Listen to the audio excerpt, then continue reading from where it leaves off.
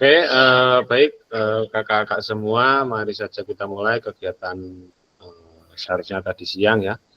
Nah, ini nggak apa-apa karena kondisional, kita dibuat malam aja karena banyak yang berhalangan tadi. Sebelumnya, Assalamualaikum warahmatullahi wabarakatuh. Waalaikumsalam warahmatullahi wabarakatuh. Selamat malam, salam sejahtera bagi kita semua. Alhamdulillah, bagaimana kabar kakak-kakak semua? Alhamdulillah sehat ya kak ya? Alhamdulillah sehat. Oke, untuk mengawali kegiatan, ada kalanya untuk kita berdoa terlebih dahulu. Mungkin di sini ada yang sukarela untuk memimpin doa. Mungkin salah satu bisa memimpin doa untuk kegiatan malam hari ini. Monggo, silakan. Siapa?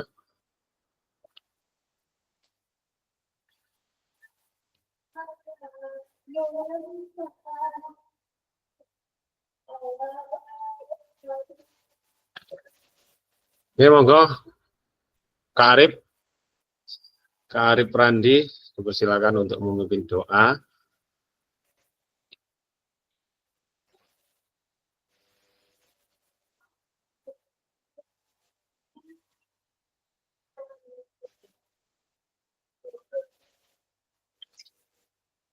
Tidak ada?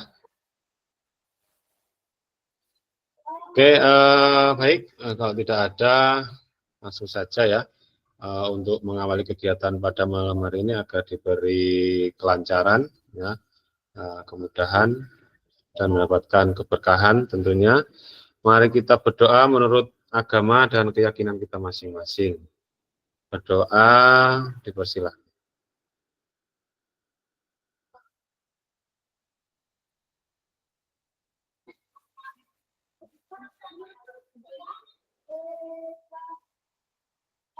Doa selesai. Oke. Sebelumnya mohon izin ya untuk membagi materi pada malam hari ini.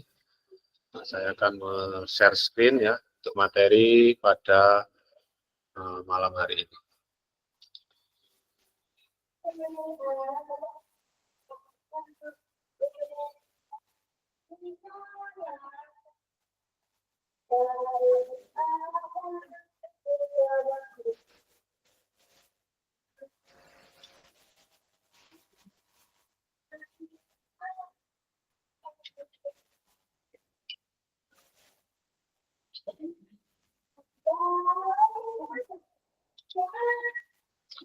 Oke, apakah sudah nampak, sudah terlihat?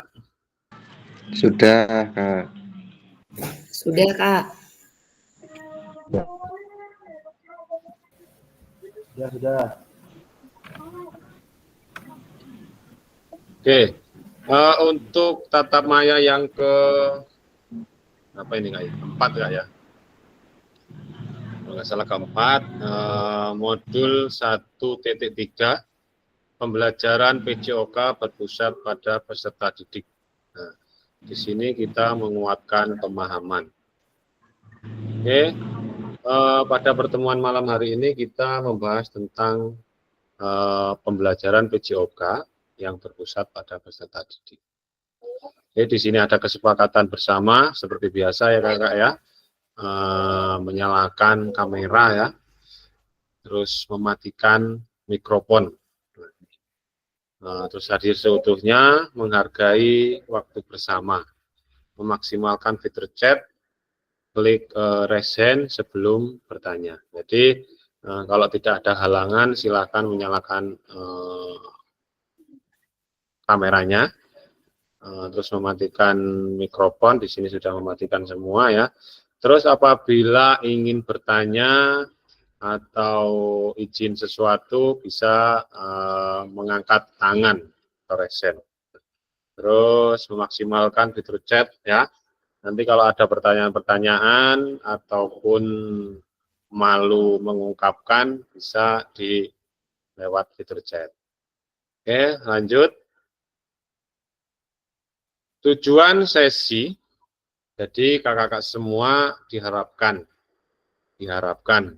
mampu memahami konsep pembelajaran PJOK yang berpusat pada peserta didik. Nah, yang berikutnya memahami minat peserta didik sesuai karakteristik bidang jasmani, sosial, emosional, dan mental sesuai usianya. Oke, yang berikutnya, yang ketiga, menganalisis studi kasus kegiatan pembelajaran PJOK berdiferensiasi. Oke, di sini kakak semua apakah sudah dibuka-buka LMS-nya, terus dibaca-baca? Sudah apa belum? Belum Kak, lagi mikirin jurnal. Jurnal. Oke Saya ya, sambil sebagian, Kak. ya sebagian ya sambil kalau santai ya bisa sambil dibuka apa namanya modulnya di LMS. Oke, yang berikutnya ada agenda, nanti ada pembukaan 5 menit pertama, pembukaan tadi sudah dibuka ya, terus kesepakatan sudah, pemaparan tujuan sesi, penjelasan agenda kegiatan. Nah, yang 30 ini, 30 menit nanti ada aktivitas role play atau role playing. Nanti peserta, kakak-kakak semua ini untuk melakukan role playing ya. Jadi nanti dibagi menjadi beberapa kelompok ya. Satu kelompoknya terdiri dari 2 orang ya, 2 orang. Jadi nanti bergantian saling menilai, saling mengasih umpan balik, saling merefleksi kegiatan apa yang sudah dilaksanakan oleh teman satu kelompoknya. Terus yang 10 menit berikutnya menelaah berbagai macam karakteristik perkembangan peserta didik dari berbagai jenjang usia. Nah, berikutnya mencocokkan tabel karakteristik bidang jasmani, sosial, emosional, mental dengan usia anak. Nah, ini nanti ada bagannya, kakak semua silakan untuk mencocokkan yang kita cocokkan bersama ya. Di usia berapa peserta didik itu bisa memahami jasmani, sosial, emosional, mental dengan baik. Terus yang berikutnya ada analisis contoh pembelajaran diferensiasi di dalam modul 1.3. Nah, ini yang 5 menit terakhir ada penutup, terus refleksi bersama dan foto bersama. Oke, lanjut. Nah, ini ada pertanyaan pemantik ya. Apakah terlihat sudah berganti? Bagaimana praktik pembelajaran PJOK yang berpusat pada peserta didik? Apa menandakannya? Oke, mungkin dari kakak semua bisa ditulis di chat room ataupun bisa mengangkat tangannya untuk memberi jawaban bagaimana praktik pembelajaran PJOK yang berpusat pada peserta didik. Nah, itu seperti apa? Mungkin yang seperti kakak alami di sekolah kakak masing-masing. Dan apa yang menandakannya? Oke, dipersilakan ditulis di chatroom. Waktunya 1 menit aja, nggak usah lama-lama ya. Silakan, monggo.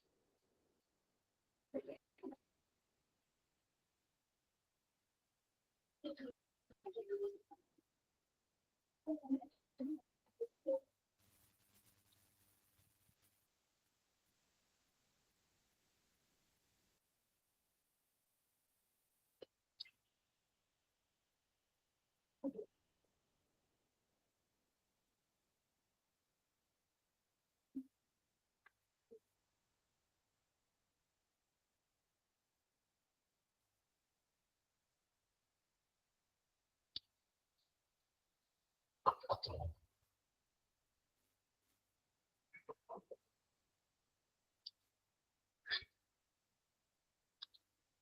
ada yang memberi tanggapan? Silakan mungkin Kak Ferry ya. Silakan untuk menanggapi bagaimana praktik pembelajaran PJOK yang berpusat pada peserta didik. Tanggapan kakak ini seperti apa? Monggo, silakan Kak Ferry.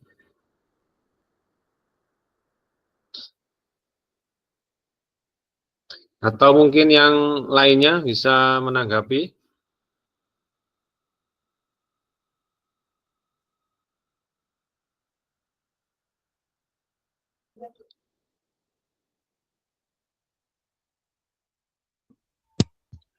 Kayaknya minta contohnya dulu, Kak.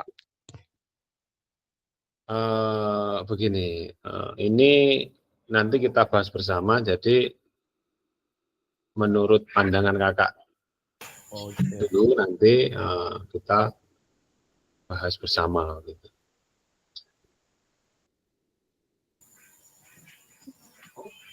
Oke, monggo Kak Dwi Kristiana. Kalau menurut saya pembelajaran yang berpusat pada peserta didik ini kita menekankan peran aktif siswa dalam proses belajarnya, Kak. Jadi kita tuh menekan siswa, maksudnya mengajarkan siswa agar siswa tersebut aktif dalam proses belajarnya. Kira-kira kurang lebihnya seperti itu. Berarti seperti ini Kak ya, apa kita sebagai apa ya? Jadi seolah-olah kita menggunakan apa ya teori seorang begitu ya. Jadi kita menekankan gitu ya. Jadi peserta didik harus melaksanakan. Kurang lebih seperti itu Kak ya. Mungkin ada yang lain yang bisa menanggapi.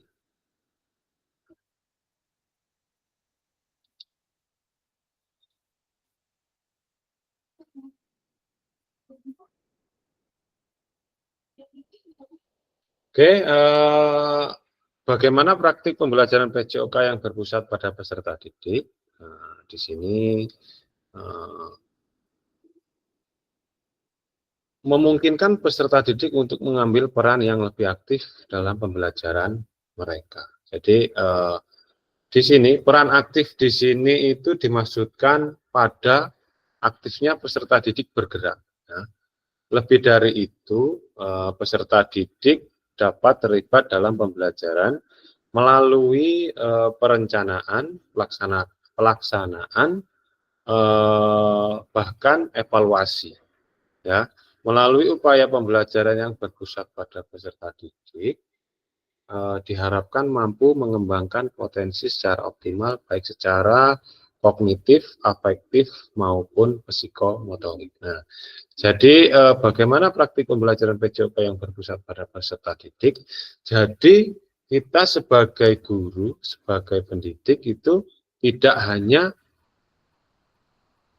menyuruh, ya, tidak hanya mengasih komando, tapi di sini ditekankan kepada bagaimana peserta didik itu untuk merencanakan, setelah itu melaksanakan, bahkan bisa mengevaluasi kegiatan pembelajaran PJOK. Nah, apa yang menandakannya? Nah, kira-kira apa Kak yang menandakannya?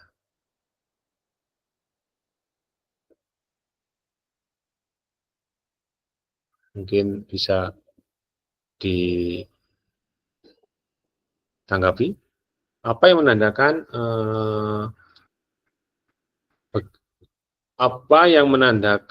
bahwasanya pembelajaran itu sudah berpusat pada peserta didik? Mungkin ada yang tahu. Jadi yang menandakannya bahwasanya sudah tercapainya kognitif, afektif maupun psikomotoriknya. Nah, jadi semua itu sudah tercapai begitu yang menandakannya. Baik iklim maupun seperti saat ini kan tuntutan kurikulum merdeka ini kan ya sangat luar biasa gitu. Jadi peserta didik itu diajarkan untuk aktif dari segalanya. Ya seperti tadi ada merencanakan suatu pembelajaran. Jadi sebagai guru tidak hanya bagaimana ya kita berkumpul hari ini seandainya harus olahraga permainan sepak bola.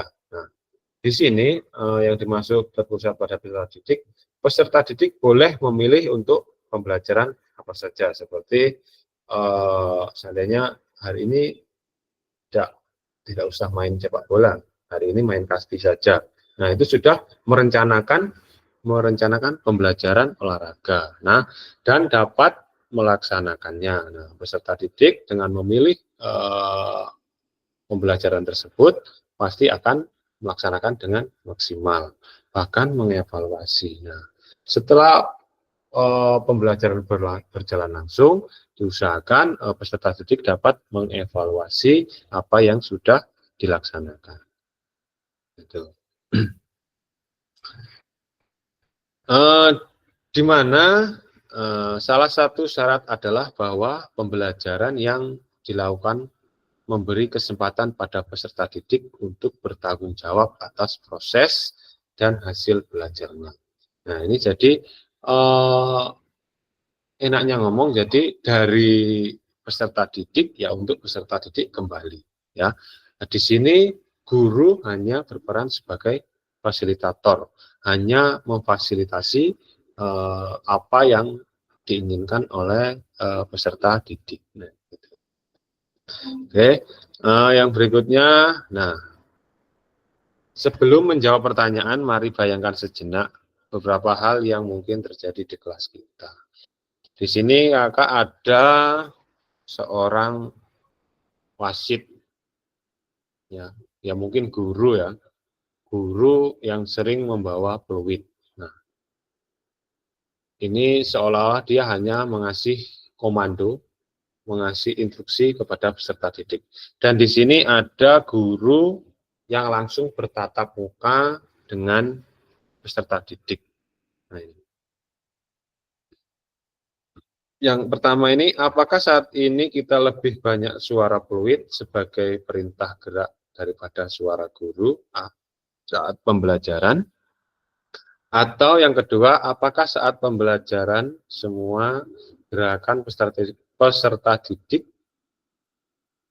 harus sesuai perintah atau komando guru? Nah, di sini mungkin kakak bisa menyampaikan bagaimana tanggapan kakak tentang gambar tersebut yang kakak alami selama ini. Apakah kakak hanya mengasih komando atau langsung bertatap muka atau berdiskusi dengan peserta didik? Mungkin ada yang bisa menanggapi.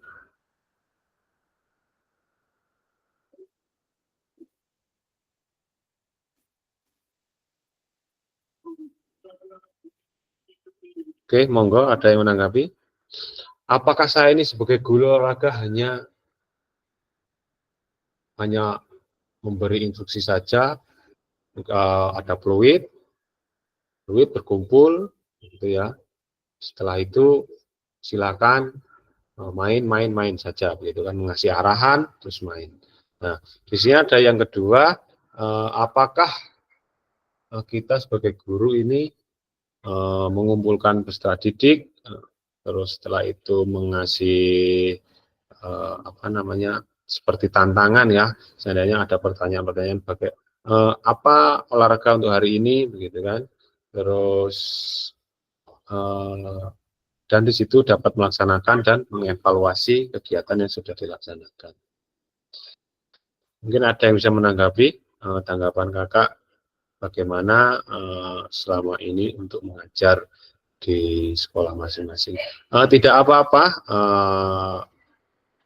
menyampaikan mungkin saran atau bagaimana ya, supaya semua pembelajaran yang ada di kelas ini nanti bisa saling mengoreksi, bisa saling mengintrospeksi diri ya.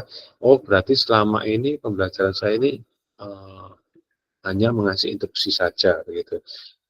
Jauh dari atau bahkan belum sampai ke berpusat pada peserta didik. Oke, ada yang menanggapi mungkin? Baik Kak, saya sedikit menanggapi. Jadi Oke. kalau menurut saya itu yang kedua Kak. Jadi pembelajaran semua gerakan peserta didik harus sesuai perintah guru atau komando guru.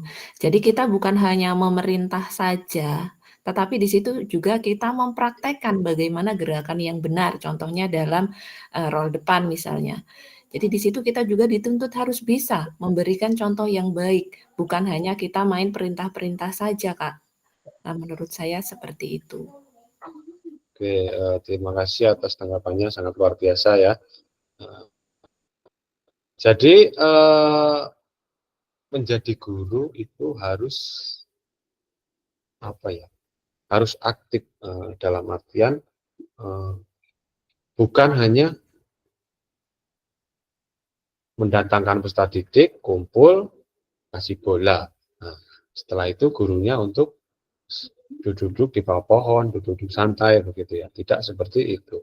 Jadi menekankan kepada peserta didiknya bagaimana bisa mengoptimalkan perencanaan, pelaksanaan maupun evaluasi.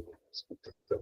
Ya, jadi di sini tadi disampaikan bahwa pembelajaran yang dilakukan memberi kesempatan pada peserta didik untuk bertanggung jawab. Nah, bertanggung jawab ini yaitu dari semuanya, dari merencanakan, dari melaksanakan, dan evaluasinya.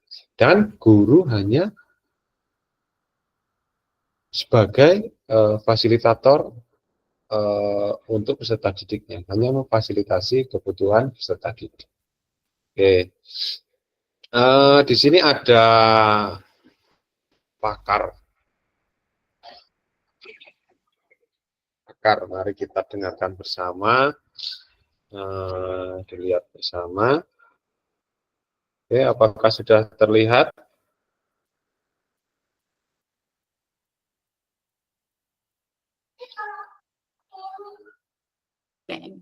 And we know from all the research that when students are empowered to make decisions, they thrive.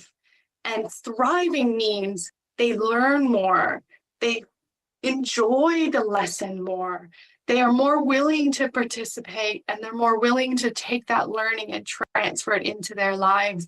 So everything that we know about student-centered learning is really positive. We know that it's hard. You know, we do know that it's different and that it can be challenging and maybe scary if it's not an approach that you're used to, but the benefits are worth it. We know that the outcome is really positive. And so hopefully today what I can do is provide opportunities for you to take that first step if it's something new or something scary for you, or places that you can look for more opportunities to invite students into the decision-making process. Nah, itu agak tadi apa namanya? Menurut Cassandra, ya.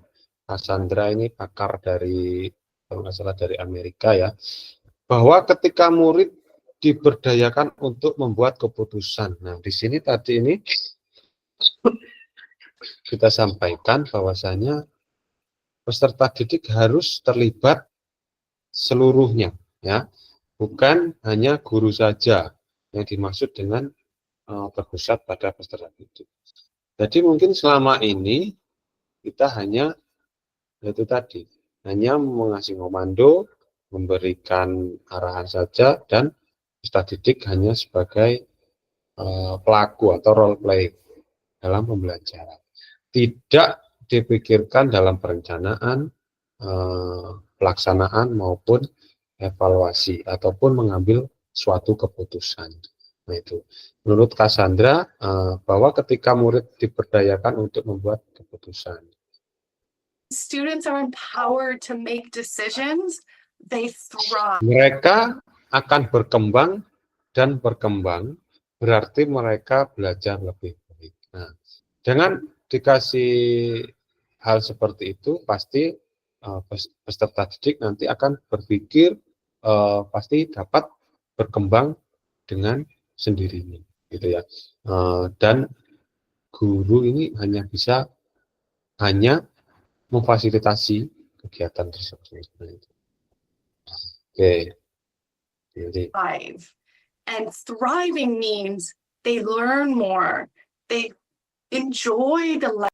Dan dapat mereka menikmati pelajaran tersebut. Jadi ketika sudah memilih atau merencanakan pembelajaran apa yang dipilihnya, yang diinginkan, jadi pasti dia akan menikmati. Nah, di situ menemukan hal-hal yang positif untuk berkembang lebih baik lagi. Ya, begitu. Oke.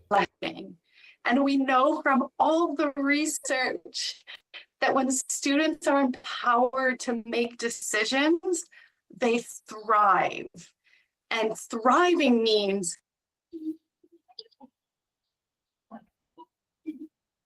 nah, di sini ada mari melakukan aktivitas role play berikut.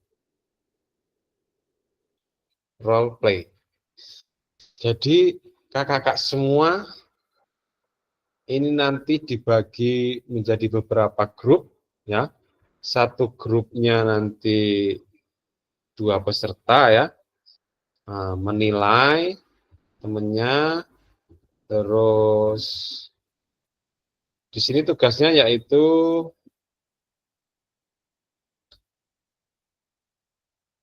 nah ini tujuan belajar peserta melakukan gerak koordinasi dengan benar. Peserta mengetahui efek dari latihan yang dilakukan. Nah, peserta dapat menganalisis efek latihan yang diberikan melalui perubahan denyut nadi. Nah, di sini nanti kakak menghitung denyut nadi. Denyut nadi kakak sendiri. Jadi menghitung denyut nadi itu bisa dilakukan di lengan, ya kak, ya. Di lengan. Mungkin ada yang lain di mana? Di lengan, ya, bisa juga di leher, kak, ya. Di leher, di bagian leher, kak, ya. Oke. Ini tugasnya. Nah, ini fasilitator membagi peserta berpasangan berdasarkan nomor urut. Nah, 1, 2, 3 sampai 4. Nah, fasilitator menampilkan pilihan gerak.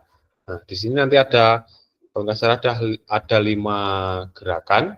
Nanti peserta didik silakan menguasai yang mana terserah. Mau yang nomor 1, 2, 3, dan 4 atau 5 tidak ada masalah. Tiap peserta memilih nomor gerakan yang disukai. Nah, ini tadi. Sebelum mempraktekkan gerakan, hitung denyut nadi terlebih dahulu dalam waktu 10 detik. Denyut nadi per menit adalah jumlah denyut nadi selama 10 detik perlu dikalikan 6. Nah, jadi denyut nadi 10 detik ini nanti dikalikan dengan 6. Ya. Catat pilihan gerakan, gerakannya apa, terus denyut nadi awal di screenshot.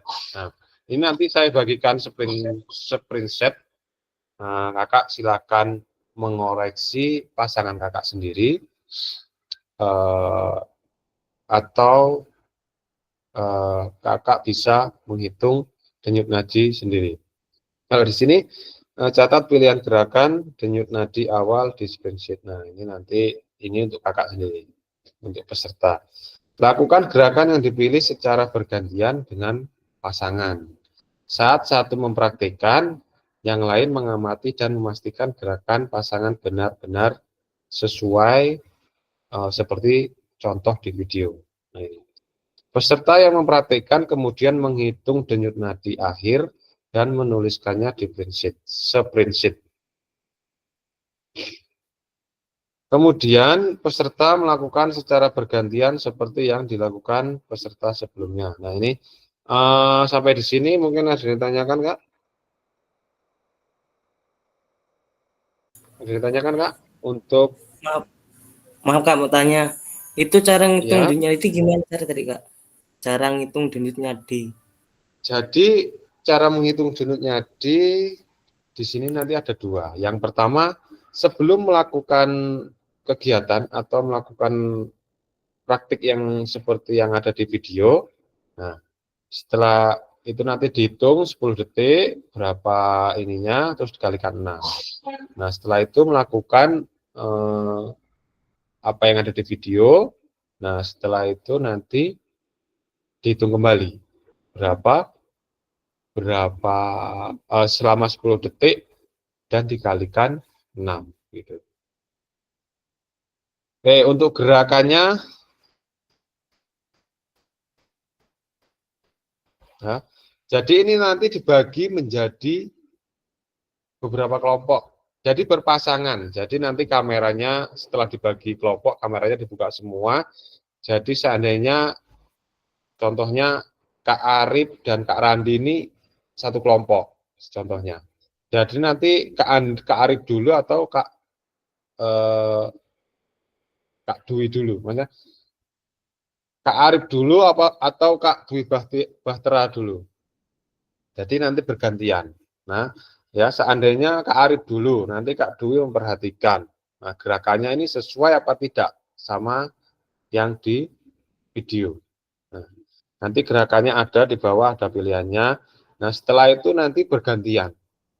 Ketika setelah menghitung denyut nadi yang terakhir atau setelah melakukan kegiatan praktik yang ada di video, nanti bergantian.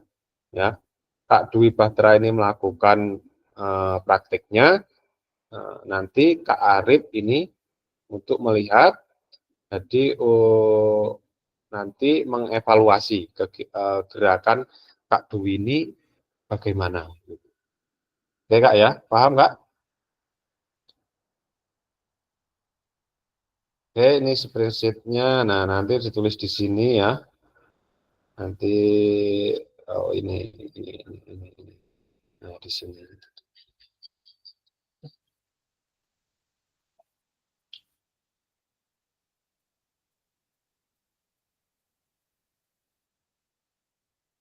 Nah, di sini untuk linknya saya bagikan di ini aja Kak ya. Di mana? Di chat room aja Kak ya. Iya Kak.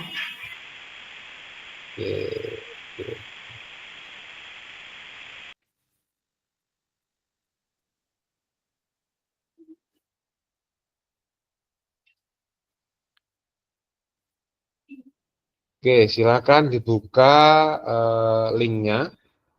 Nanti di situ ada nama, gerakan nomor berapa, di situ ada denyut nadi awal, denyut nadi akhir. Minta akses Kak. Nah, di situ ada, nah tadi ini umpan balik mengenai gerakan yang dilakukan oleh pasangan. Nah, jadi umpan balik ini yang menilai itu pasangannya, ya. Jadi dari gerakannya seperti apa gerakannya sudah maksimal, gitu kan? Apa gerakannya hanya ya, yang penting gerak, gitu kan ya? Gitu. Oke, paham ya Kak ya? Sudah dibuka semua? Oke. Nah, di sini ada gerakannya 1 sampai 5. Pilih nomor gerakan yang paling kakak-kakak semua sukai. Maaf Kak, sepertinya itu minta akses loh Kak. Hah? Minta akses. Oh, minta akses ya? Oke, Iya. siap. Oh iya. Siapa saja?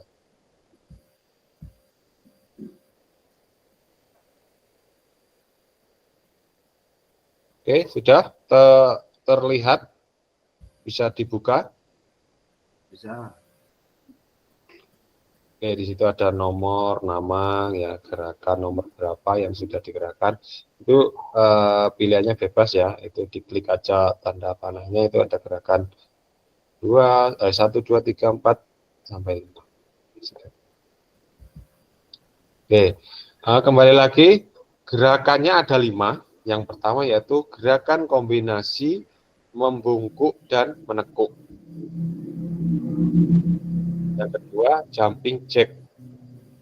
Yang ketiga, lari di tempat. Yang keempat, gerakan silang tangan menyentuh jari kaki. Terus yang kelima, loncat di tempat. Ada yang tidak paham dari 5 gerakan tersebut? Ini pengulangannya apa untuk larinya ditentukan berapa menitnya nggak? Jadi hanya 10 detik saja. Oh, untuk setiap semua gerakan ini 10 detik. Ya. Di sini kakak memilih salah satu saja. Ya. Pilih salah satu saja, gerakannya pilih yang mana. Ini. Kalau ada yang mau jumping jack yang satu aja, lalu di tempat satu aja ya. Di sini ada yang tidak tahu gerakan nomor 1 ini gimana? Gerakan kombinasi membungkuk dan menekuk. Maksudnya gimana? Terus gerakan silang tangan menyentuh kaki. Oke, mari kita buka bersama-sama. Di sini ada videonya. Jangan khawatir, Kak. Oke, lakukan gerakan sesuai pilihan kakak-kakak semua. Pasangannya melakukan observasi gerakan timnya. Oke, nah ini. Nah ini videonya dilihat dulu. Nanti diingat-ingat kakak mau melakukan yang mana. Jadi di sini tadi yang nomor 1 ini, ya Kak ya, kelihatan Kak? Apakah sudah terlihat videonya? Sudah. Nah ini. Terus yang nomor 2 itu ada jumping jack, terus ada lari di tempat, ini tangan menyentuh kaki, dan yang nomor 5 yaitu melompat ya. Nah, ini. Di sini sudah dipahami ya, sudah terpikirkan mau gerakan apa yang dilaksanakan.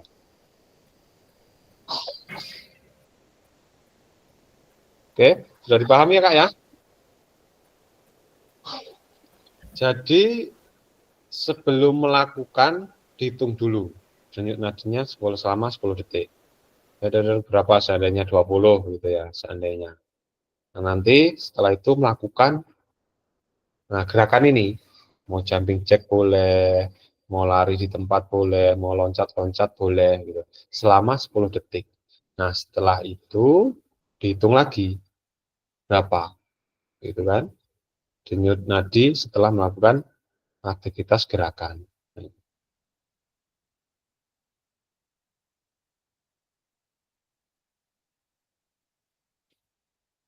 Di sini ada berapa ini? Di sini ada 6. Kalau 6 cukup nggak? 6. No. Wisnu sendirian.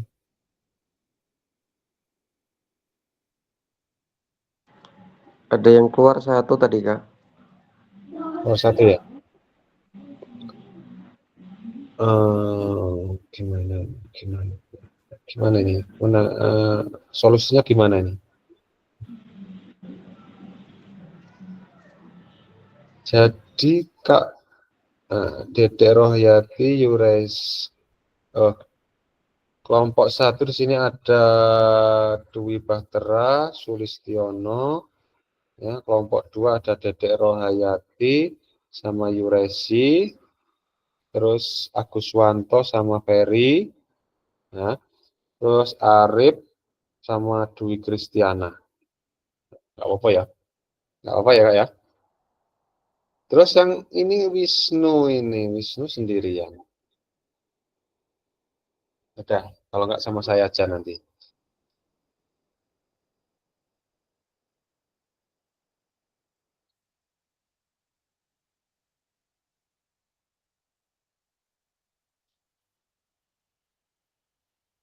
Nanti Kak, sebentar Kak, saya akan masuk.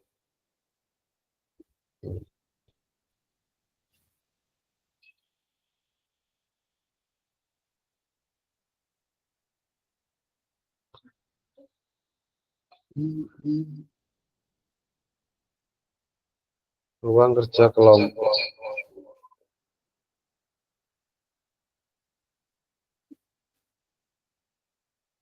Menjadi 5, 6 kelompok. Nah, di sini jadi hilang 1.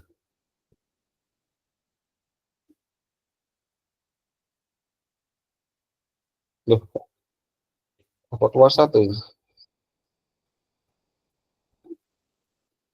Jadi kurang 1, sekarang kurang 2. Sulistiono berkelompok dengan Wisnu Haris Waskito. Terus ini yang kedua Aguswanto Dede Rohaya. Ganti aja.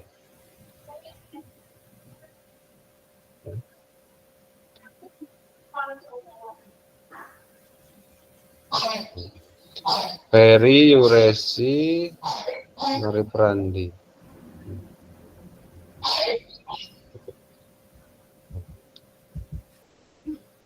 Aja. Sudah ditutup. Yes. Oke, waktunya berapa menit, Kak? Tadi saya kelompok sama siapa, Kak? Oh, nanti masuk, Kak, masuk. Nah, nanti kayaknya kalau nggak salah itu Arif Prandi apa siapa itu. Waktunya 1 menit aja, Kak ya. Saya satu kelompok sama siapa, Kak? Tadi katanya sama Kak Arif. Tadi saya katanya Mas Sulis. Enggak, nanti ini kan tadi berubah kayaknya karena saya masuk kan gitu. Saya masuk pakai akun saya. Jadi supaya genap gitu kan. Supaya ada pasangannya semua. Oke, nanti dilihat ini saya sudah kelompokkan, nanti tinggal masuk ya. Jadi yang untuk perempuan yang belum pakai jilbab itu kan, yang laki-laki yang pakai celana panjang lah kalau bisa nanti, karena kan dilihat oleh satu kelompoknya. Siap, Kak. Oke, untuk tugasnya tadi sudah paham ya, menghitung denyut nadinya, terus gerakan apa yang sudah yang dipilih gitu ya. Oke, kita bagi saja nanti waktunya 2 menit ya. 2 menit, lama enggak? 2 menit Kak ya. Oke, waktunya 2 menit. Oke, masuk ke ruang. Oke, silakan Kakak masuk ke grupnya, ke kelompoknya masing-masing.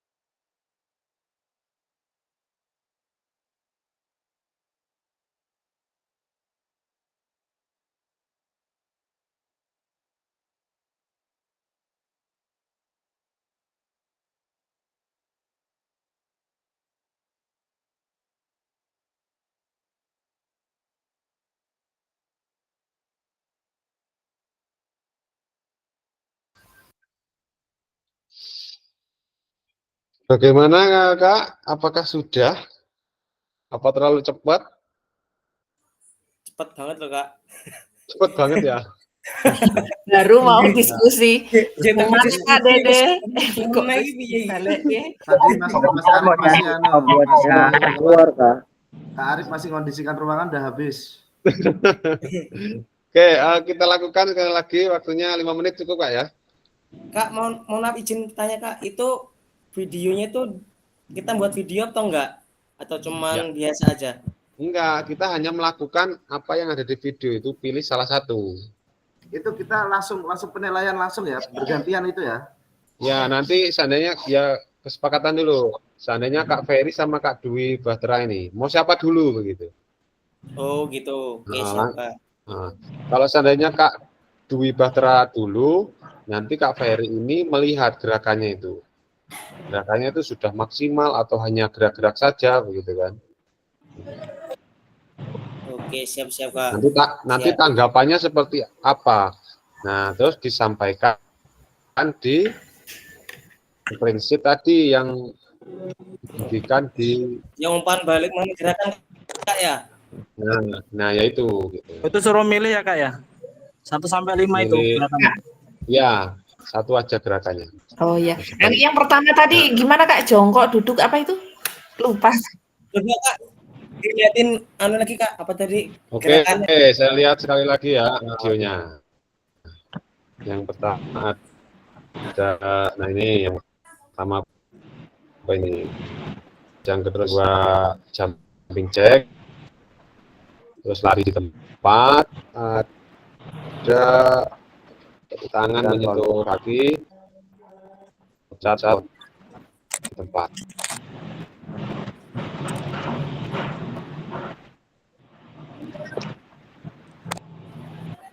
Oke, bisa mulai. Yang nomor 1 itu jongkok duduk ya Kak?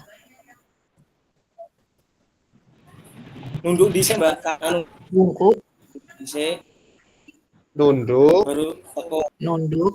nunduk, tepuk setelah itu tangannya di depan. tadi apa bahasanya kok ngangel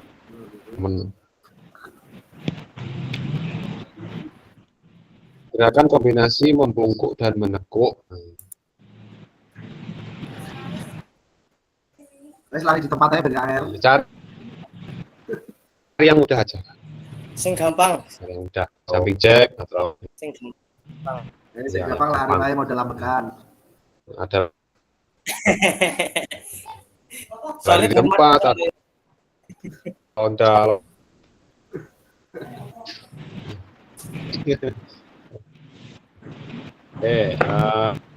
Kita langsung lagi ya. Nanti berubah nggak ini kelompoknya ini? ojo berubah. Kamu ambil kak, sopomu, racing nggak salah. Oke, kita bagi 5 kelompok. Tadi apa? Nah, ini sudah kayaknya sudah. Oke, untuk waktunya 5 menit Kak ya.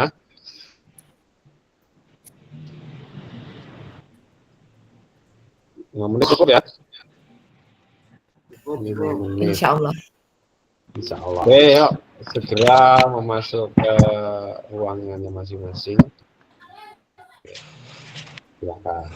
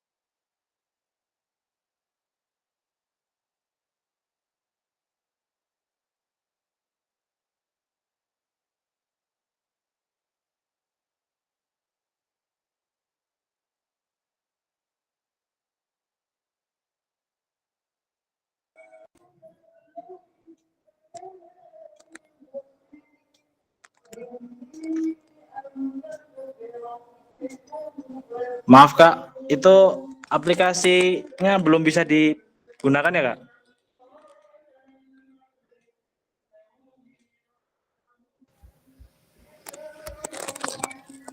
Maaf Kak Amin, ini mau konfirmasi. Di sini statusnya hanya boleh dilihat, hanya lihat modenya, nggak bisa ada perubahan.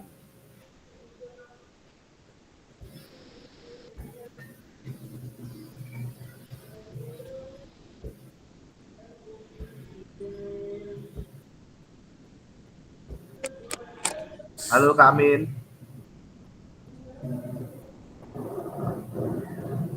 Maaf, ini tadi ditutup mikrofonnya. Yang di spreadsheet-nya ya? Iya. Iya, itu modenya hanya lihat. Oh, hanya lihat. Ini ada Ferry, Dwi Kristiana, terus Apa saya coba ulang ya? coba dikeluarkan terus masuk lagi. Hilang linknya Pak. Oh, Linknya? ini coba. Oh, bisa Kak, bisa Kak. Bisa ya? Kirim ulang Bisa. linknya Kak. Kelompok 5 ya. Oke, siap.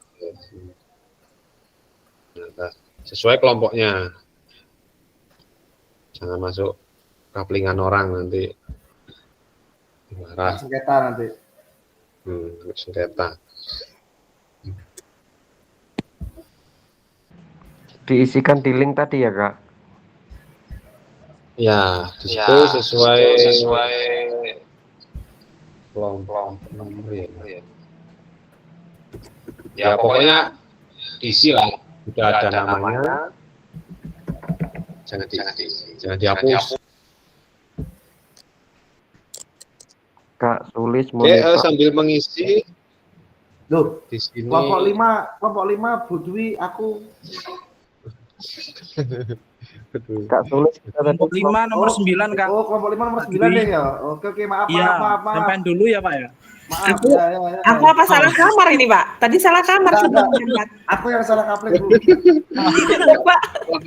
Nggak apa-apa diisi aja. Yang penting kalau sudah ada namanya, jangan dihapus ataupun ditambahin. Dipindah yang cari yang belum ada namanya. Kak Sulis kita di kelompok berapa ya Kak? Berapa ya? Kak Pokoknya Sulis monitor. diisi aja Kak yang tidak ada namanya diisi. Di kelompok 1. Nanti kan biar kelihatan semua sudah mengisi gitu. Oke. Kelompok 2 aja nggak apa-apa ya? Sambil ini ya. Itu kelompok 1 siapa yang ngisi? Kak Ferry yang isi Kak. Sama siapa Kak Ferry? Kak Ferry sama Bu Yuresi. Kak, kalau saya kan satu kelompok sama Kak Dede. Itu kalau saya ngisiin denyut nadinya Kak Dede tadi udah dihitung, boleh apa enggak? Apa harus Kak Dede yang ngetik? Jadi yang mengisi denyut nadi Ini aja Kak. itu kita sendiri. Terus yang mengasih umpan balik, nah itu temennya teman berpasangannya. Jadi bagaimana gerakannya tadi, gitu kan? Berarti saya ngisinya kayak saya ngisinya di kolomnya Kak Arif ya. Ya, ngisi umpan baliknya. Oh, begitu. Oke. Kak Wisnu di kelompok 2 nggak apa-apa itu. Itu Kak aplikasinya Kak.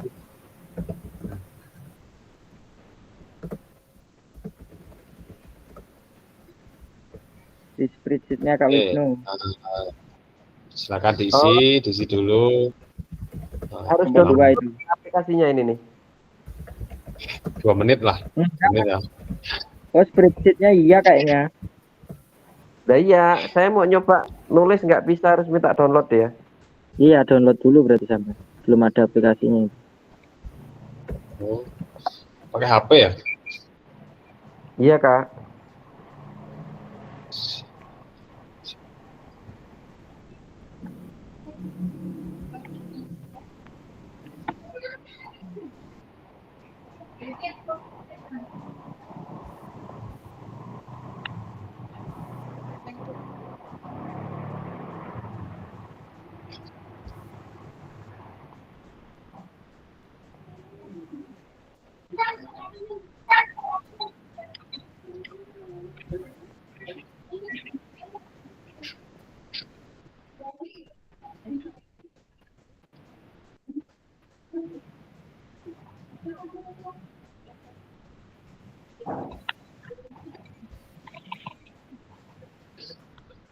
Oke, itu diisi nanti aja Kak ya. Kita lanjut sambil mengisi sambil lanjut. Oke Kak. Di sini tadi ada video dan Kakak disuruh menghitung nadi akhir, tidak ya.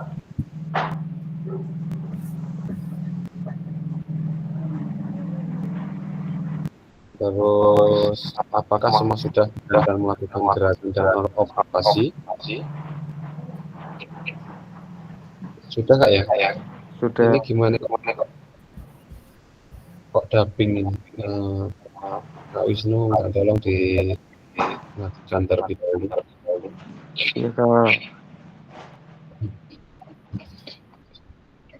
Oke. Apakah semua sudah bergantian melakukan gerakan dan observasi? Semua sudah melakukan ya Kak ya.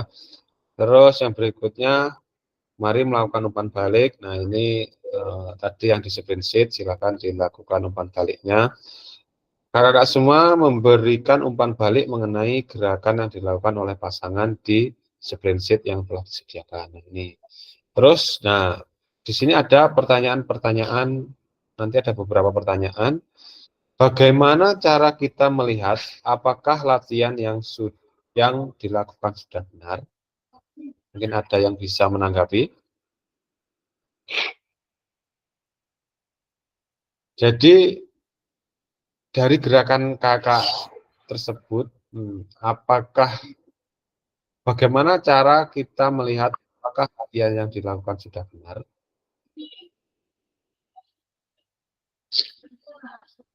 Bagaimana Kak tanggapannya? Apakah sudah benar?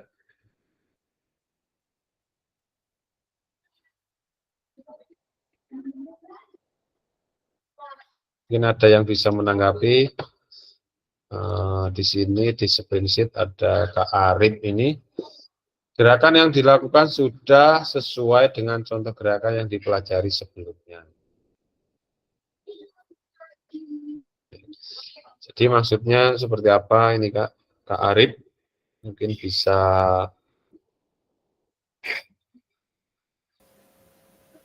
menyampaikan. Itu saya tadi yang menilai Kak Arif. Kak. Oh iya Kak Dwi. Katanya disuruh visi. Ya jadi lawannya. Jadi ini tadi gerakan yang dilakukan sudah sesuai dengan contoh gerakan yang dipelajari sebelumnya. Ini bagaimana Kak Dwi Bahtera? Ya, yang saya lihat tadi ya gerakannya sudah sesuai sama contoh yang di video itu, yang dipelajari, yang diputar itu. Sudah sesuai. Jadi Kak Arif ini memilih gerakan nomor 4 yang gerakan apa ke samping tadi loh. Oh, tangan menyentuh kaki. Iya, gerakan yang menyamping tadi. Itu ya. Jadi nanti diisi yang belum diisi. Jadi di sini Kak Dwi Bahtera ini memberikan umpan balik atau menilai bahwasanya gerakan Kak Arif Randi ini sangat maksimal atau sudah sesuai apa yang seperti dicontoh, sehingga denyut nadi atau denyut nadi berjalan dengan maksimal begitu ya. Jadi kita melakukan aktivitas tersebut dengan sungguh-sungguh, maka denyut nadi atau detak jantung kita akan mengikuti mengikuti arus seperti itu. Jadi kalau kita semakin kenceng gitu ya, maka denyut nadi kita akan semakin cepat. Terus yang berikutnya nomor 2, adakah efek yang Bapak Ibu rasakan? Adakah efek dari kakak-kakak semua yang dirasakan setelah latihan yang dilakukan? Efeknya capek. Ya. Mungkin efeknya capek gitu ya. Ngos-ngosan, Kak. Ngos-ngosan. Nah, ngos-ngosan. Efek tersebut mengindikasi apa ya? Jadi tadi seperti ngos-ngosan, terus capek, terus ada lagi ya mungkin yang berkata kurang kerjaanan lagi malam-malam, lompat-lompat malam-malam, terus lari di tempat gitu kan. Jadi adakah efek yang kakak semua rasakan dari latihan yang dilakukan? Pastinya ada ya. Setiap yang dilakukan pasti ada efeknya. Jadi untuk disampaikan ke peserta didik nantinya ada namanya yaitu talk test. Nah itu talk test. Mungkin ada yang tahu talk test itu apa, Kak?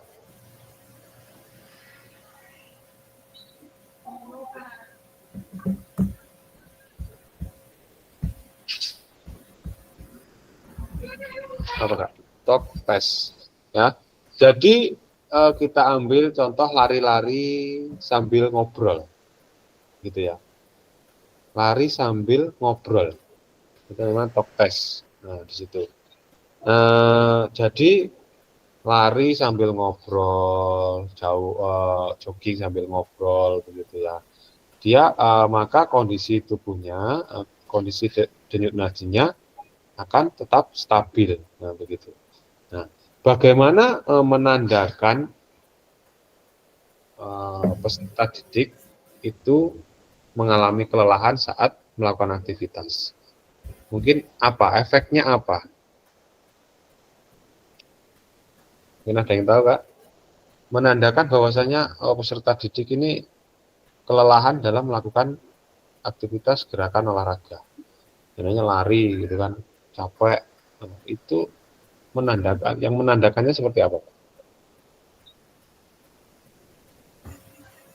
Berarti kebugaran jasmaninya kurang baik ya, Kak ya? Ya. Jadi kita bisa menandakan diri kita sendiri atau peserta didik ketika melakukan aktivitas gerakan.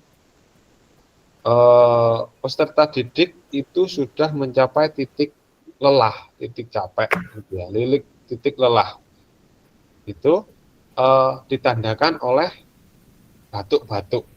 Nah, mungkin kakak-kakak di sini pernah merasakan ya, ketika jogging atau lari begitu ya, atau peserta didiknya lari begitu ya, saat lari merasakan batuk-batuk. Mungkin pernah nggak ya? Iya, Kak, pernah. Bahkan sampai ada yang muntah. Kalau sekarang udah langsung ke kram, Kak. Nah, itu malahan. Jadi yang menandakan ringannya itu batuk-batuk. Nah, di situ puncak kelelahan atau capeknya peserta. Nah, peserta didik atau kita sendiri atau sebagai guru yang melaksanakan kegiatan tersebut. Nah, itu. Jadi efeknya begitu ya, Kak ya. Jadi ada yang batuk-batuk, yang paling mudah dilihat itu batuk gitu kan ya, batuk-batuk. Terus ada yang langsung kram gitu ya, ada yang tadi langsung muntah begitu bahasanya ya. Nah, itu menandakan bahwasanya peserta didik itu terlalu keberatan dengan beban yang sudah disampaikan. Jadi seandainya olahraga hari ini main bola hanya passing-passing saja begitu ya. Tapi ternyata sebagai guru ini menyuruh, oh kamu harus main bola, harus lari, sprint sana sini, sana sini, sana sini. Nah di situ peserta didiknya belum terlatih atau bahkan belum dikasih pemahaman yang sampai seperti itu. Makanya jadi batuk-batuk, terus kram dan lain sebagainya. Ya, jadi kita sebagai guru ya kita bisa juga mengukur, menilai peserta didik gitu. Oh si A ini napasnya seandainya kan napas, seandainya aktivitasnya terlalu berat, dia merasa kelelahan gitu kan ya. Terus peserta didik ini dia melakukan kegiatan aktivitas yang berat tapi tidak apa-apa gitu. Nah, di sini kita sebagai guru juga mempunyai namanya asesmen atau penilaian. Nah, penilaian itu sangat perlu untuk menilai, untuk melihat atau mengukur kemampuan peserta didik. Jadi nanti di situ contohnya lari, peserta didik mampu lari dengan waktu sekian menit, begitu kan, sangat baik, terus ada baik, cukup atau kurang mencukupi, atau seperti apa yang lainnya, banyak contohnya di apa namanya, di referensi lainnya. Itu kita harus mempunyai asesmen penilaian terlebih dahulu. Oke, lanjut. Menurut kakak-kakak semua, apa yang mempengaruhi denyut nadi kakak sebelum dan setelah latihan? Jadi diantaranya yang pertama, kondisi tubuh belum siap, juga ya, yang mempengaruhi denyut nadi. Mungkin terlalu, karena terburu-buru nih, terlalu tergesa-gesa, makanya terlalu cepat banget denyut nadinya. Karena kondisi tubuh belum siap. Itu. Terus yang berikutnya ada juga kelelahan ya, lalu kelelahan juga termasuk menjadi denyut nadi tidak maksimal. Nah, di sini terima kasih sudah melakukan role play. Mari kita analisis bersama proses pembelajarannya. Nah, tadi udah Kak ya. Nah, menurut semua aktivitas yang dilakukan cukup menggambarkan pembelajaran PJOK yang berpusat pada peserta didik. Tadi sudah dibahas. Nah, ini. Terus tuliskan peran guru dan peserta didik dalam aktivitas yang telah dilakukan dan berikan pendapat Ibu dan Bapak. Jadi ini nanti dituliskan di Jamboard Kak ya. Jadi setelah melakukan kegiatan tadi itu menilai diri sendiri, ya, merefleksi diri sendiri. Saya melakukan ini bahwasanya, contohnya saya merasa kelelahan, gitu, atau seperti apa atau yang lainnya begitu kan ya, yang kakak alami selama tadi. Oke, untuk Jamboardnya nanti ditulis, dibagikan, nanti ditulis sama kakak.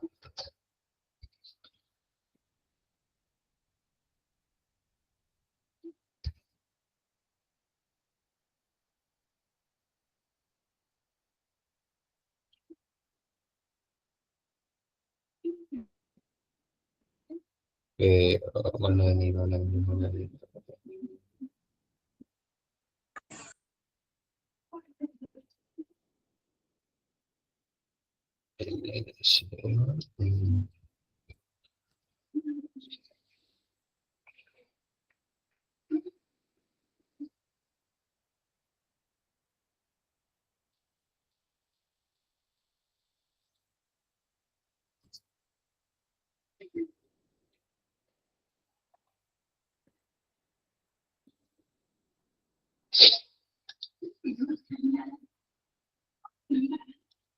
Mana ini buat Jamboard baru ini? Ada yang bisa membantu? Jamboard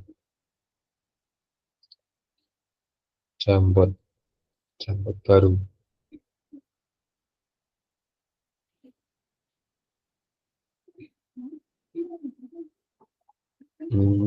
Benar.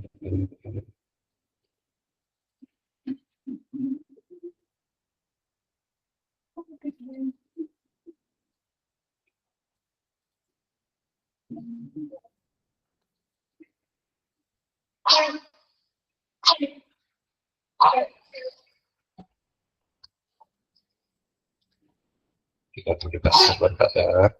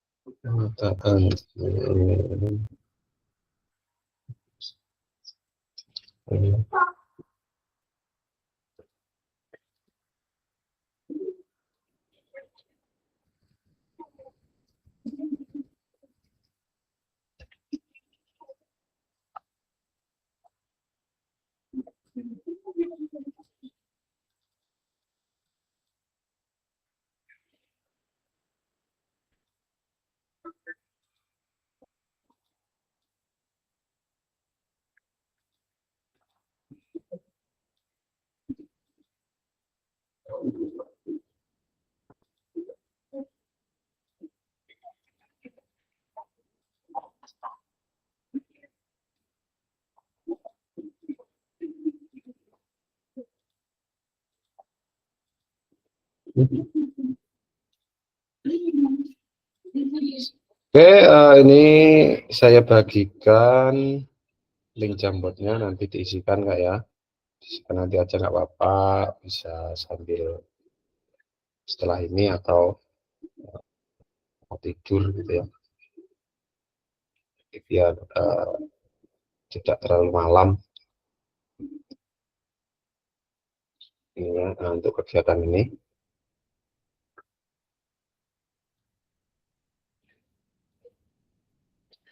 Bisa diisikan, diberi nama atau nanti mungkin sudah Kak, sudah ya, sudah masuk di linknya, dibuka dulu. Oke, kita melanjutkan. Nah, ini tadi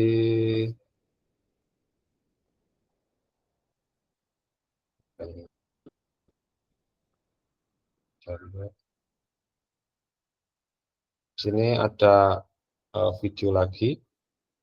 Berbagi pengambilan keputusan bersama peserta didik. Mari kita lihat bersama Kak, apa isi video ini. What's important here is that we're sharing the decision making, right? At the end of the day, that's what student-centered learning is. We're thinking about the student first. So we're looking at where is their skill level, what are their strengths, what are their areas for improvement.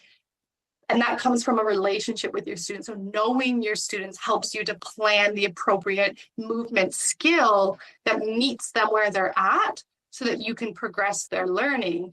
But it also means that we invite them into the decision making.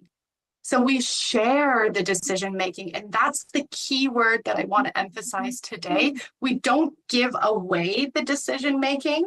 So it's not that you don't have any control anymore and students have all the control. That's not what we're saying. There's a sharing of that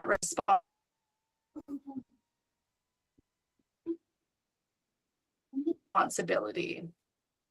And we can share decisions around who, what, where, when, how. Oke, ini tadi video singkat. Jadi di awal tadi ya, peserta didik ini bukan hanya sebagai bahan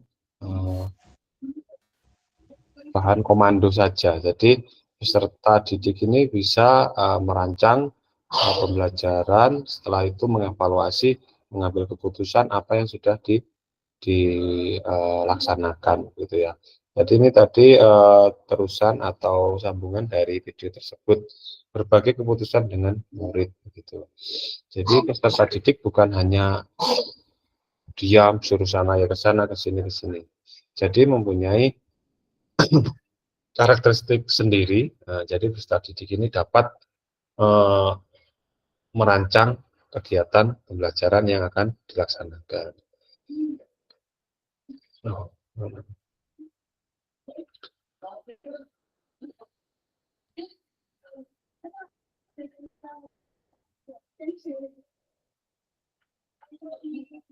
Berarti setelah tadi ada video di sini, peran guru dan peserta didik dalam pembelajaran SJL. Apa yang maksud dengan SJL, Kak? Ada yang tahu?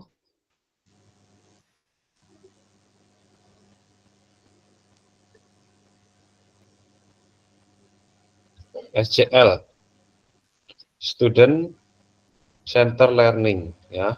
Di Indonesia ini dikenal dengan pendidikan yang berpusat pada peserta didik, ya, begitu. Di sini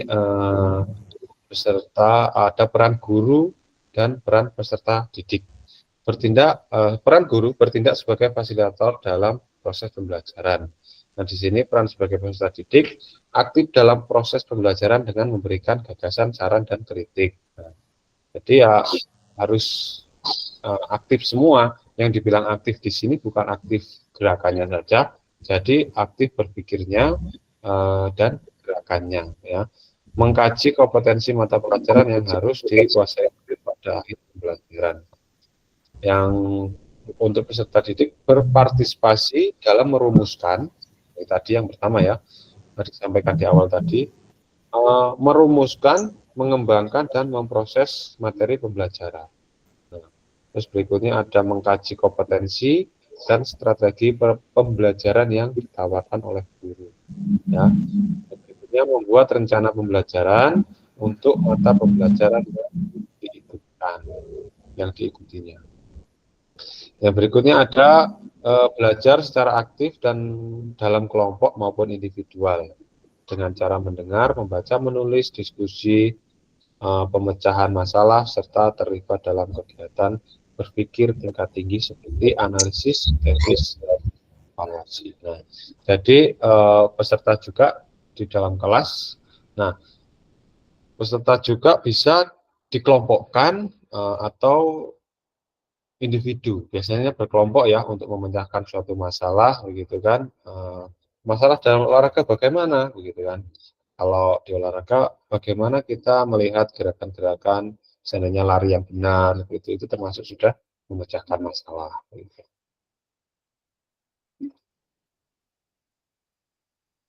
Oke, kita lanjut. Dalam SCL, guru akan berperan sebagai fasilitator dalam proses pembelajaran. Tadi sudah ya, sudah disampaikan di awal. Peserta didik akan dilatih untuk memiliki tanggung jawab atas kegiatan belajarnya dengan panduan guru sebagai fasilitator agar materi kegiatan dan pengukuran pembelajaran masih dalam koridor capaian pembelajaran yang diharapkan. Dalam hal ini, guru dapat mendorong perkembangan peserta didik karena guru bukan satu-satunya sumber belajar. Nah, ini yang perlu digarisbawahi. Di sini guru bukan satu-satunya sumber belajar. Sumber belajar siapa saja bisa menjadi sumber belajar. Dalam kutipan masih dalam hal positif ya Kak ya. Ada buku, ada mungkin orang tua ya, terus lingkungan, ada rekan sejawat juga bisa jadi sumber belajar. Oke. Jenis-jenis pembelajaran student center learning. Apa yang pernah kakak semua praktekkan dalam pembelajaran? Pastinya saya yakin kakak semua sudah mempraktekkan apa yang yang diterapkan di student center learning, tapi kemungkinan namanya tidak tahu begitu Kak ya. Jadi di sini ada jenis-jenis pembelajaran SCL, diantaranya small group discussion. Pasti kakak pernah memberikan suatu contohnya tugas ataupun diskusi tentang masalah ya, dibagikan menjadi grup, small group discussion. Jadi menggabungkan kelompok-kelompok kecil. Nah itu. Terus tadi ada role playing, diantaranya satu mempraktekkan, satu menilai, begitu ya. Nah, itu. Terus ada lagi ada discovery learning ya, berbentuk memberikan tugas belajar atau penelitian kepada peserta didik dengan tujuan supaya peserta didik dapat mencari sendiri jawabannya tanpa bantuan pengajar. Jadi dikasih tugas tapi harus berusaha sendiri. Terus ada self directed learning. Nah itu. Terus ada cooperative learning, contextual learning, problem based learning ya. Ini belajar dari suatu masalah gitu ya. Terus ada lagi collaborative learning ya. Jadi bisa berkolaborasi peserta didiknya ya. Terus project based learning. Nah, ini biasanya yang sering digunakan oleh kakak semua. Nah, itu beberapa jenis pembelajaran SCL. Di sini ada aktivitas pembelajaran 2. Halo, apakah terdengar suara saya? Dengar, Kak. Oke. Aktivitas 2, karakteristik perkembangan peserta didik. Nah, di sini mari kita memahami karakteristik dan minat anak. Di sini ada jasmani, sosial, emosional, dan mental.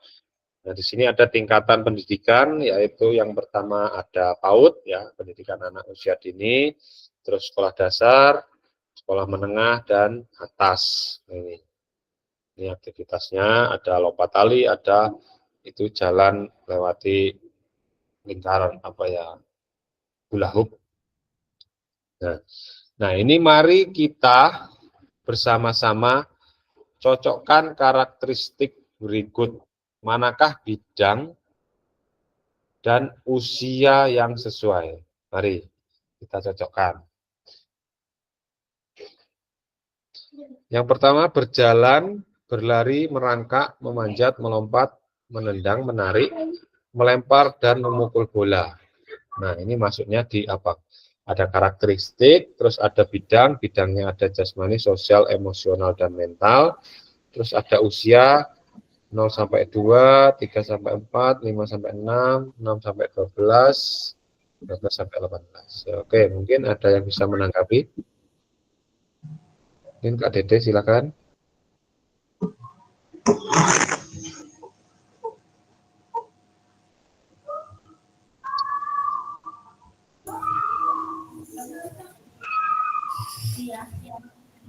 Oke, dipersilakan Kak Ferry apa Kak Dede ini?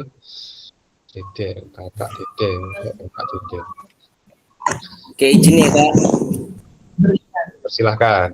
Sudah ke Peri. Untuk berjalan, merangkak, memanjat, melompat, menendang, menarik, melempar, dan memukul, itu kalau bagi saya di bidang jasmani Kak. Itu di usia 3 sampai 4 tahun. Jasmani 3 sampai 4. 0 sampai 4 tahun. 0 sampai 2 tahun. Terus mungkin yang kedua itu anak-anak pada usia ini mengembangkan rasa diri mereka sendiri dan berjalan yang lain sambil memperhatikan ya, supaya tidak salah. Kalau yang kedua ini sosial Kak. Oke, untuk usia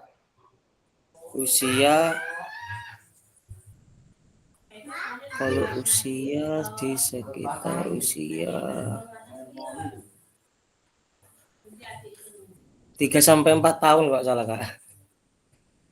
Oke, berikutnya yang ketiga mengalami emosi yang lebih emosional, berarti kemarahan, kesedihan, emosinya kecemasan, emosional ya. Kesedihan. Namun belajar untuk memahami dan mengelola. Kalau yang keempat ini mental Kak. Mental untuk usia. Kalau mental ini di usia 6 sampai 12 tahun. Kalau mental. Oke, terima kasih atas tanggapannya. Mari kita lihat bersama-sama ya. Berikut karakteristik bidang dan usia yang sesuai. Bidang ya. Oke, mari kita lihat. Nah, berjalan, berlari, merangkak dan sebagainya itu termasuk ke jasmani. Oke, kelihatan Kak ya. Terus yang berikutnya, yang kedua ada anak-anak pada usia ini mulai mengembangkan rasa diri mereka sendiri ya. Itu sosial. Untuk memahami perasaan orang lain ya. Memahami perasaan orang lain termasuk sosial. Terus yang berikutnya mengalami emosi yang lebih intens seperti kemarahan ya. Jadi memuncak ya, kemarahan, kesedihan, kecemburuan gitu ya, keegoisan dan lain-lain gitu ya. Jadi bidangnya yaitu emosional, dan yang terakhir mengelola emosi mereka dan bernegosiasi menyelesaikan konflik itu termasuk mental. Nah, di sini untuk usianya jasmani ini cocoknya berjalan, merangkak, memanjat, tadi bidangnya jasmani, dan usianya 0 sampai 2 tahun. Yang berikutnya sosial ini 5 sampai 6 tahun. Terus emosional, kemarahan, kesedihan, kecemburuan, bidangnya emosional, usianya 6 sampai 12 tahun. Nah, yang terakhir ini kira-kira berapa tahun, Kak? 12 sampai 18 tahun, Kak. Mengelola emosi atau bernegosiasi menyelesaikan konflik. Apa, Kak? 12 sampai 18? 18 tahun. Mari kita lihat surveinya. Ternyata kurang tepat. Sama. Jadi jadi 6 sampai 12 tahun. Oke, mari kasih tepuk tangan. Nah, itu ya Kak ya. Kita harus bisa melihat perkembangan karakteristik peserta didik kita. Jadi emosional ini di angka 6-12 tahun. Biasanya anak-anak SD itu ya, jadi emosinya itu memuncak. Apa-apa berantem. Tapi 5 menit kemudian berteman lagi, gitu kan ya. Situ. Terus yang berikutnya mental ini ya, menyelesaikan konflik itu biasanya ya itu tadi. Jadi ketika sudah bertengkar gitu kan 5 menit 10 menit, nah itu sudah hilang, dia dapat menyelesaikan konflik. Mari diskusi. Nah, diskusi pemenang ini kan, diskusi terus isinya. Apa pentingnya guru mengetahui karakteristik peserta didik? Nah, mungkin ada yang bisa mengangkat tangannya.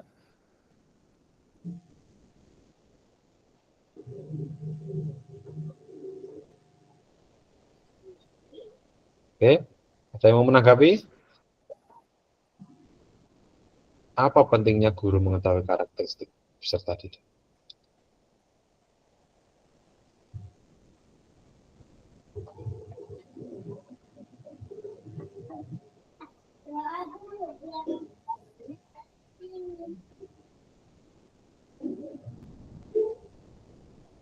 Bagaimana cara mengakomodasi berbagai karakteristik dan minat peserta didik dalam pembelajaran?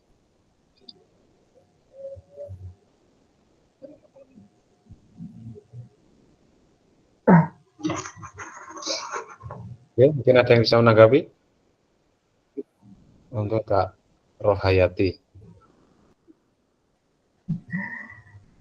Apa pentingnya guru mengetahui karakter peserta didik? Ya, Kak Alham, karena dapat membantu dalam proses belajar mengajar dengan baik, lebih baik gitu.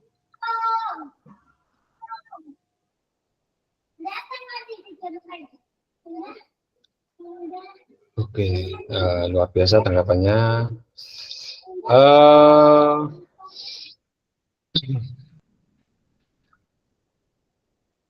Perkembangan karakteristik dapat dirancang kegiatan yang sesuai dengan usia dan kemampuan mereka atau kemampuan peserta didiknya. Ini akan membantu peserta didik mengembangkan keterampilan fisik, sosial, emosional, dan mental peserta didik tersebut di lingkungan yang aman dan menyenangkan. Gitu. Terus bagaimana mengakomodasi berbagai karakteristik dan minat peserta didiknya dalam pembelajaran? Tadi ya dapat memilih, merancang ya, melaksanakan, mengevaluasi ya, apa yang menjadi keinginan peserta didik. Oke, pembelajaran 3, pembelajaran diferensiasi PJOK.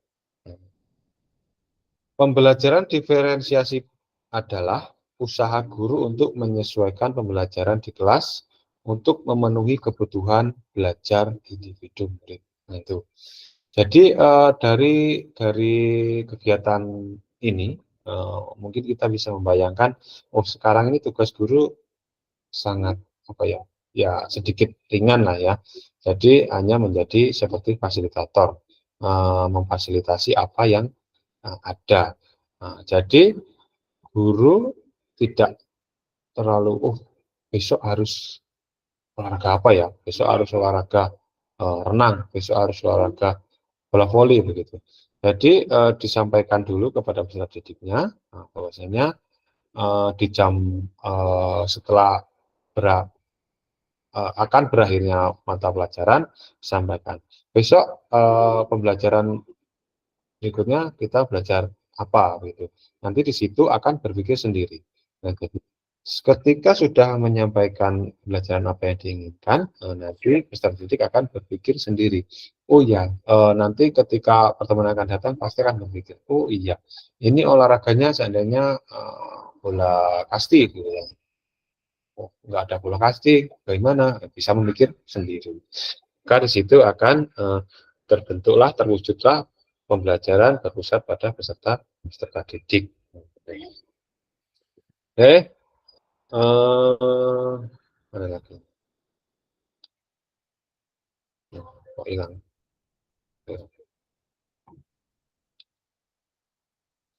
Mana tadi?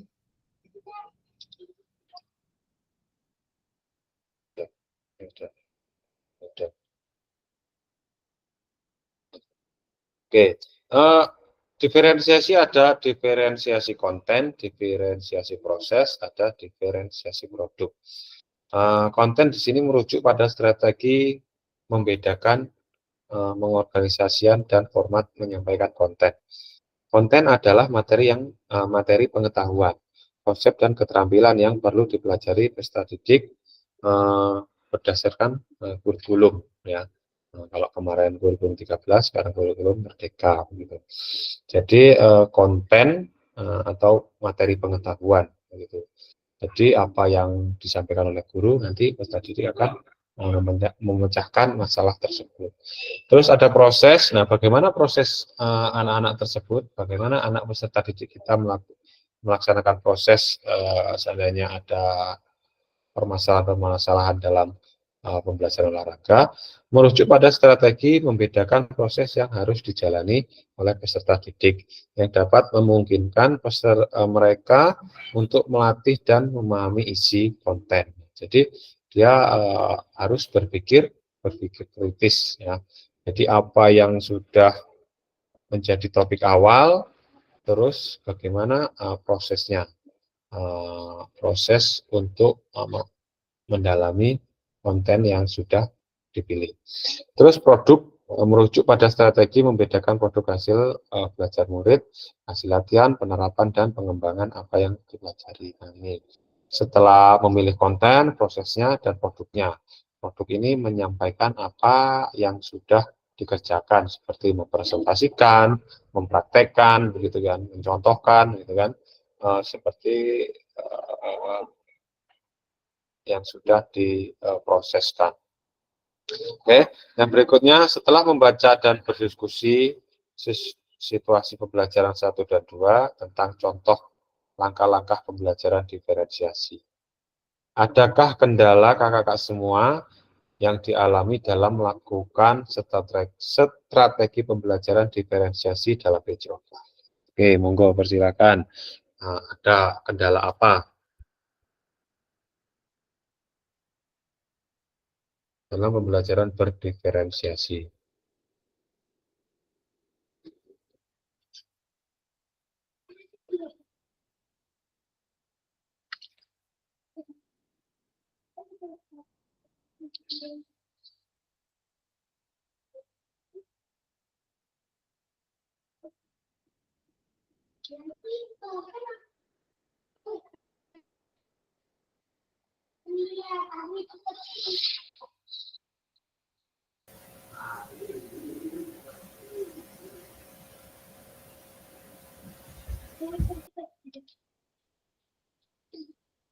Adakah kendala yang kakak alami dalam melakukan strategi pembelajaran berdiferensi dalam PJOK? Yang berikutnya, gagasan baru apa yang kakak alami, yang kakak dapatkan dari contoh-contoh penerapan strategi berdiferensi dalam modul, dalam kegiatan ini tadi. Mungkin kendalanya apa, terus ya contoh yang strategi yang didapatkan dari modul dari kegiatan ini.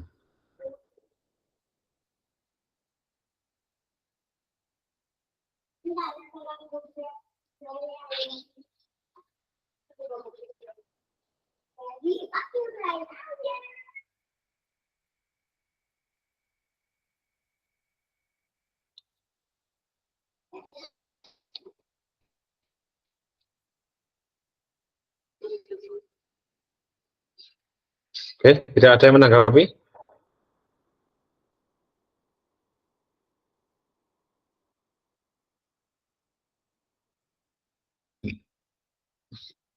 Mungkin Kak Ferry?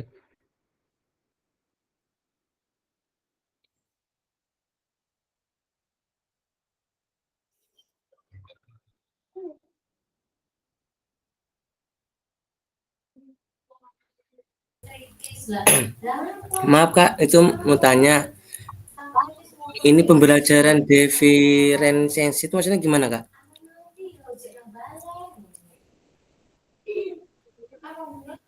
Pembelajaran diferensiasi, mungkin sebelum saya menjawab, mungkin ada yang kakak yang lain bisa menanggapi.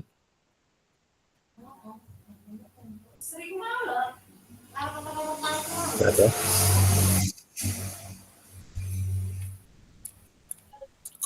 Pembelajaran diferensiasi, pembelajaran yang berpusat pada peserta didik ya. Di antaranya seperti contoh kecilnya kita mengelompokkan ya, mengelompokkan peserta didik sesuai kemampuan peserta didik tersebut. Jadi contohnya, seandainya nih kita hari ini pembelajarannya itu permainan bola voli passing bawah, ya seandainya contohnya passing bawah. Jadi dari beberapa peserta didik yang ada di kelas, pastinya ada yang sudah mahir, ada yang belum mahir, bahkan ada yang belum tahu sama sekali tentang bola voli, terutama passing bawah. Nah, di situ nanti akan dikelompokkan. Dikelompokkan bukan berarti mengecilkan yang tidak bisa begitu. Jadi agar tahu sebatas mana kemampuan peserta ini permainan bola voli, khususnya di passing bawah. Nah, seperti itu. Jadi nanti tingkatannya itu akan berbeda. Jadi yang sudah mahir itu nanti tidak lagi diberikan tugas atau diberikan lagi pembelajaran dalam passing bawah. Bisa jadi nanti di servisnya atau di smash-nya begitu kan, atau di melakukan blok begitu kan. Terus yang belum mahir bagaimana? Ya kita belajar dari awal lagi. Jadi peserta didik yang belum ini melakukan kegiatan pembelajaran passing bawah. Dan yang sudah mahir tadi bisa membantu atau bisa menilai itu juga gitu. Maksudnya begitu, berdiferensiasi. Maka semuanya bisa terkondisikan gitu. Jadi kalau semua bahasanya diperlakukan sama, dalam artian tingkatannya sama, maka yang sudah mahir ini tidak ada tantangannya, begitu ya, tidak ada tantangannya. Yang sudah mahir ini nanti akan mendapatkan nilai yang baik, sedangkan yang belum bisa ini ya dia akan selamanya terus tidak bisa begitu dengan tantangan-tantangan yang ada. Nah, begitu. Itu namanya dinamakan berdiferensiasi. Gitu ya. Jadi kita pasti menemui. Jadi di dalam kelas itu ada yang gitu aja nggak bisa, gitu kan. Terus ada yang lain, saya ini bisa, gitu kan. Pasti ada seperti itu. Maka dengan bagaimana kita mengetahui anak atau peserta didik tersebut mahir atau mahir dengan penilaian atau asesmen. Kita mempunyai penilaian tersendiri, seperti rubrik penilaian ya, mahir, belum mahir, nanti dinilai satu-satu. Si A ini sudah mahir, si B ini belum mahir gitu kan. Nanti di situ ketahuan, oh si A ini sudah menjadi, jadi tingkat kesulitan, tingkat levelnya itu sudah naik gitu. Jadi tidak lagi untuk belajar passing bawah. Oke. Saya Kak ya. Oke, berikutnya.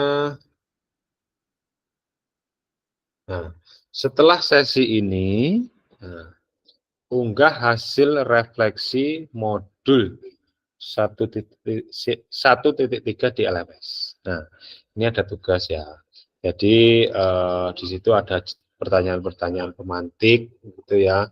Jadi di dalam LMS 1.3 nanti ditulis di Word bisa, di Canva bisa, di apa lagi, di Google yang lain bisa gitu ya.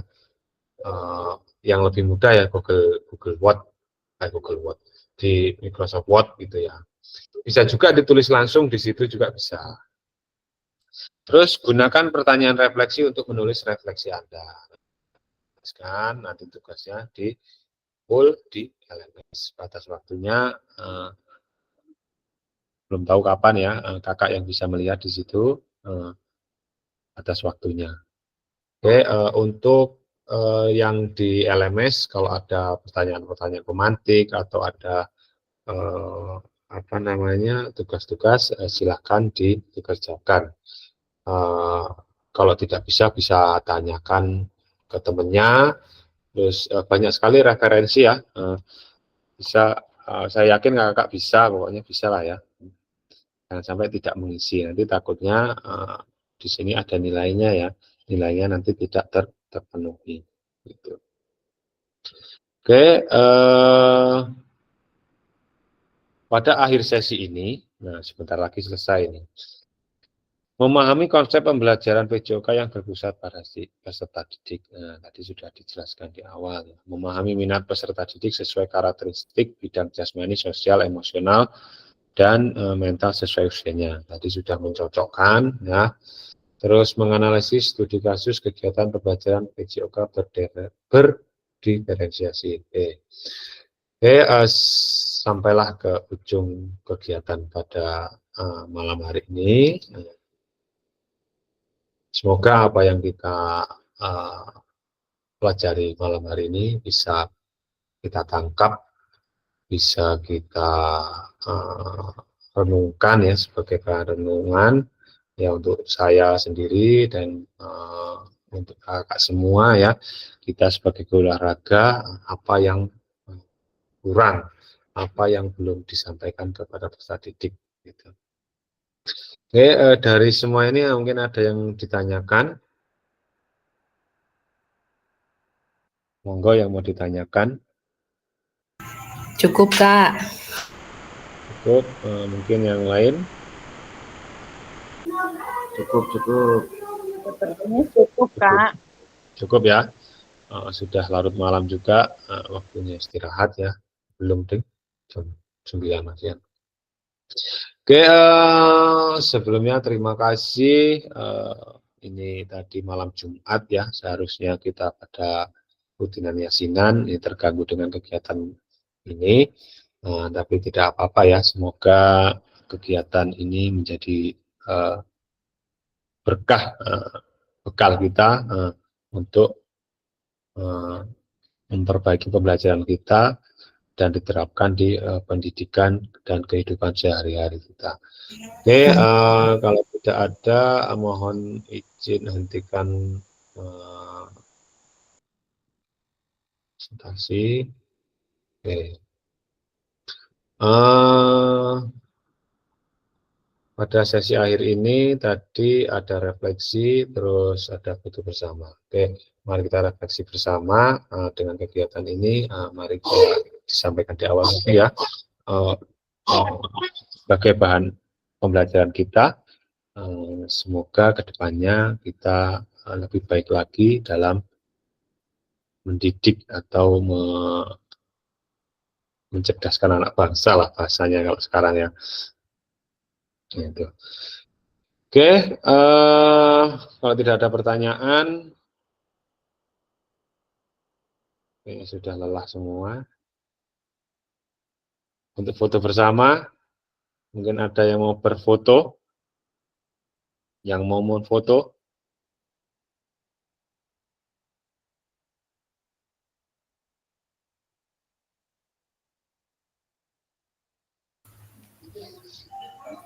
Oke, dipersilakan kita foto bersama. Oke, tunjukkan ekspresinya. Ekspresinya. Oke. 1, 2, 3. Oke, nanti saya sampai.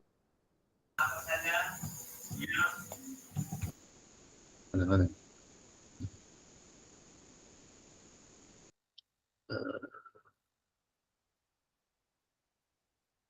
Oke, ini ada yang mau foto lagi? Udah?